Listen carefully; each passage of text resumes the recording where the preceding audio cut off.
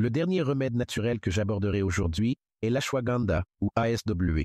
Nous examinerons ses indications potentielles et son administration dans les troubles psychiatriques. L'ashwagandha est un extrait de la plante indienne Withania somnifera. Il contient des dizaines de composants chimiques et il est donc difficile d'évaluer l'ensemble des avantages et des risques en raison du grand nombre de substances chimiques impliquées. Les données disponibles, à ce jour, suggèrent que l'ashwagandha peut améliorer la capacité à faire de l'exercice.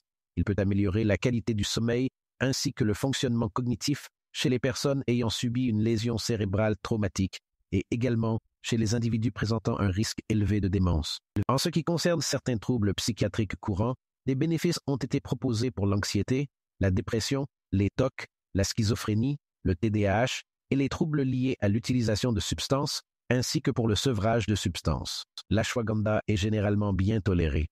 Les principaux effets secondaires signalés semblent être de type gastro-intestinal, à savoir diarrhée, nausées et vomissements, et l'on pense qu'ils sont dus à une irritation directe de la muqueuse intestinale causée par l'ashwagandha.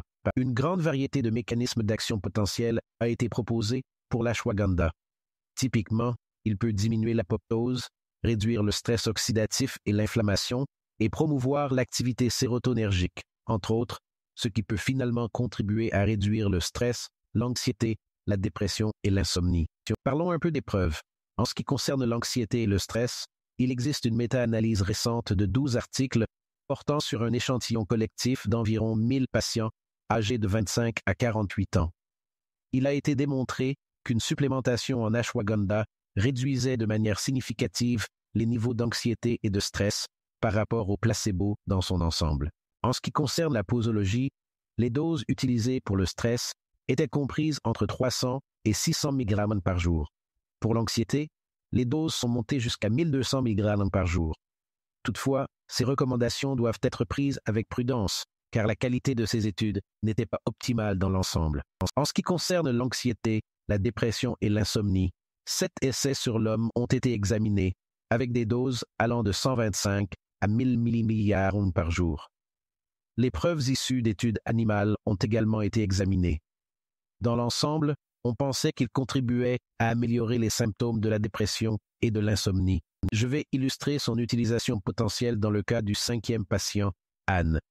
Il s'agit d'une femme de 45 ans qui souffre depuis longtemps de dépression, de troubles anxieux généralisés et d'insomnie. Elle travaille dans un environnement très stressant. Historiquement, elle n'a pas été en mesure de tolérer la plupart des médicaments psychotropes enregistrés. Une personne présentant ces symptômes pourrait bénéficier d'un essai d'ashwagandha, étant entendu que les données sont limitées. Pour un patient comme celui-ci, il serait préférable de commencer par une faible dose d'environ 100 à 200 mg par jour, puis d'augmenter lentement la dose et de voir si un bénéfice peut être obtenu. Je terminerai cette section par 3 points clés. L'ashwagandha a été proposé pour une grande variété d'applications psychiatriques. Les utilisations potentielles comprennent l'anxiété, la dépression, les TOC, la schizophrénie, le TDAH et les troubles liés à l'utilisation de substances, ainsi que le sevrage. Les patients et les cliniciens doivent toujours être attentifs aux effets secondaires gastro-intestinaux lorsqu'ils utilisent l'ashwagandha, car ce sont ceux qui sont le plus souvent signalés.